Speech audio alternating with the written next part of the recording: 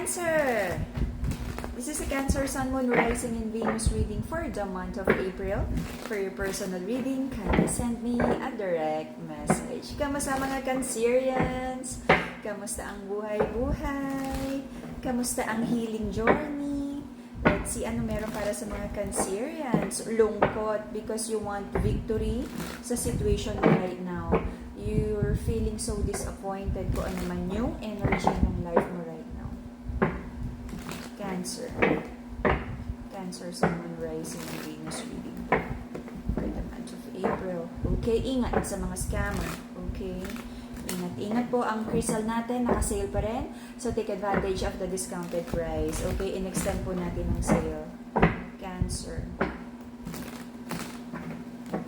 Cancer, Sun, Moon, Rising, and Venus reading for the month of April. Let's see kung na meron para sa mga Cancerians. Alright.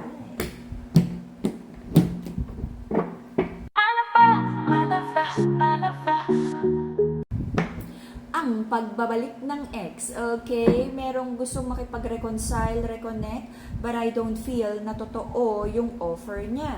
Alam mo, itong taon na to, very optimistic siya kasi kabisado na niya ang mga Cancerians. Na kahit hindi niya i-keep yung promise, kahit, puro pangako lang, alam niya na may magandang outcome. Alam niyang kaya niyang painlawin ulit ang mga Cancerians. Alam niyang kayang bumalik ng mga Cancerians paulit-ulit kahit hindi naman nakikitaan ng pagbabago ang person na to. Sabi ng masculine, gusto niyang ng harmony sa relationship, but I feel may dishonesty or may tinatagong truth or hindi kilala ng feminine totally itong masculine na to. Okay? Like, ay nako, hindi kilala ng feminine totally yung masculine na to. Maraming tinatagong shadow side. Okay? Sabi ng feminine, very hopeful pa rin siya na ibigay ng masculine tong mga offer na to. But sobrang na-disappoint na yung feminine here because the death card, the transformation card is in reverse. Wala naman daw siyang nakitang pagbabago. But I don't know, feminine, wala kang nakitang pagbabago, hindi mo nakitang ibinigay sa yung offer, hindi mo nakita na pinanindigan yung mga promises at sorry, but nandito ka pa rin. You still feel so attached with your masculine, with the person. Also, Cancerians, you're trying to heal the finances. I feel nagkaroon ng malaking gastos, kung ano man to. May dumating naman na pera, but I don't know, nag-invest ka ba? Malaking gastos, bills, Naconwood hospital bills, bayarin? I don't know, kung ano man yan. Nagkaroon ng malaking bayarin, and you're trying to heal from that.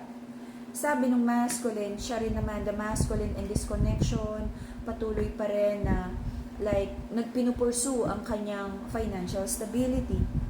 Hindi naging favorable para sa mga Cancerians ang connection na to, naging toxic, imbes na maging inspirasyon kayo sa isa't isa. But kahit naging toxic kayo sa isa't isa, paulit-ulit naman ang reconnection, taking a leap of faith, reset, try again.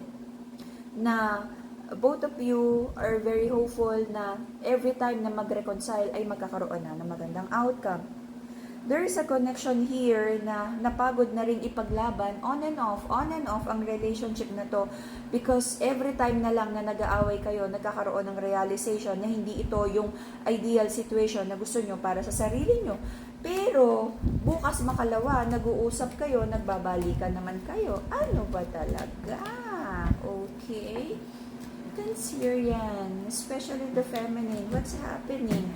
You make the masculine prove himself muna. Kasi sabi ng masculine, okay lang naman kahit hindi siya magbago. Kasi pag nilambing-lambing, inakap-akap ka, okay ka na. Nilibre ka ng burger.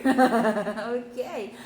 The reason for the reading is patience. Naging sobrang patient and committed about this connection kahit hindi naman nakikitaan ng stability. Sobra-sobra ding pinupursu ng mga Cancerians ang kanilang finances dahil maraming pangarap na ayusin ang financial stability. Recent past, I feel naramdaman naman ng mga Cancerians yung like medyo umu-okay na, nakakabawi na, nag-heal na yung finances, but napakarami talagang bayarin, okay, burden, responsibilities. It could be may mga tinutulungan din sa pamilya or may mga humingi ng tulong sa'yo. bala-balanse lang, kung tutulong ka, dapat may natitira ka rin konting savings para sa'yo. Enough for yourself, okay? Sabi ng mga Cancerians, gusto nyo ng victory and truth, marami kang questions about life, relationship, at kung paano mo maitataguyod ang iyong financial stability. Marami kang questions about your person. May mga trust issues sa inyo, pero tumatahimik ka. Marami kang questions, pero hindi mo naman siya tinatanong. So, paano mo makukuha ang sagot, Cancerian? Okay? Right now, you feel triggered, emotionally triggered by this connection, pero sabi mo, hinay-hinay lang. Ayaw mo ring masaktan yung person mo. You feel energetically tied with this connection. Sabi ng person ng mga Cancerians, meron din siyang iniisip about commitment sa relationship na to, especially on the side of the masculine, kung tama na bang mag-commit or magbigay ng solid commitment sa feminine. Okay? Nag-iisip pa rin ng tamang decision or tamang timing na ba na mag-commit. Sabi ng mga Cancerian, sobra siyang nalulungkot kung ano man yung situation right now, but I feel this is very temporary. Okay? Sabi ng feminine, gusto niyang kausapin yung masculine, kasi ideally, sabi ng feminine, gusto naman niyang magstay sa relationship, pero gusto niyang i-express yung mga disappointment niya, pero natatakot siya baka magkaroon lang ng disagreements. Until the end of July, may nakikita akong possible like broken promises, betrayal, okay, mga naulit na pagkakamali, sabihin na naman na napag-usapan na to, bakit nauulit na naman. Pero kahit ganun yung energy nyo, ikikip nyo pa rin yung isa't isa. Sabi ng feminine, kahit ano daw mangyari, nagtataka din yung feminine, bakit kahit sobra siyang nasasaktan, love na love pa rin daw niya yung masculine. Kahit ang daming betrayal, kahit wala daw pagbabago, feminine. Free will yan, ha? Okay, to heal your heart chakra, to balance your emotions, Madagascar rose quartz, stepping crystal. Okay? To have mental clarity and have a stronger connection with the divine, the amethyst crystal, the purple crystal. Okay? Feminine. Make the masculine commit at ipakita naman niya sa'yo na nagbago na siya before you accept the masculine back. Kasi very confident yung masculine na na pwedeng 2 days lang siya magbago or mag-show off. Tapos, bumabalik na siya kasi alam niya na napakarupok mo. Okay? Meron kang ini-expect na good outcome kasi nakita ko rin na especially on the side of the feminine, very hopeful na every time na lang nabibigyan niya ng another chance yung masculine ay baka naman this time magbabago na. But I feel this is a same old cycle, feminine. Bigyan mo naman yung masculine ng challenge. Siya ng challenge, na-improve naman yung sarili niya. Kasi parang feeling ng masculine, siya yung prize, na napakaswerte mo sa kanya. Hindi nakikita ng masculine yung value mo. Kasi sabi niya, every time na lang, kayang-kaya kanyang i-win back. Feminine. Something has to change. And you have to give boundaries. Pag nasasaktan ka, iparamdam mo naman sa kanya na nasasaktan ka talaga. If something is non-negotiable, then be it non-negotiable.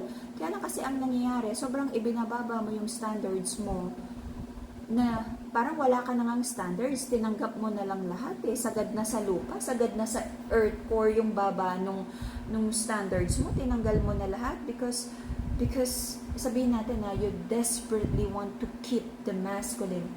At dahil doon, ramdam ng masculine na takot kang mawala siya, kaya binabaliwala niya ikaw at binabaliwala niya, parang walang value yung pangako. Kasi sabi niya, kahit hindi naman niya to pa rin, nandyan ka lang naman. Kahit magliwaliw siya, paglingon niya, alam niyang abangers ka sa likod niya. Kaya hindi ka niya pinupurso. Kaya hindi ka niya pinaglalaban. Kaya hindi ka niya pinapahalagahan. Kailangan may mabagong energy for the masculine to realize your value. Otherwise, nandito ka lang sa energy na lagi kang malungkot because you're just settling sa masculine na to.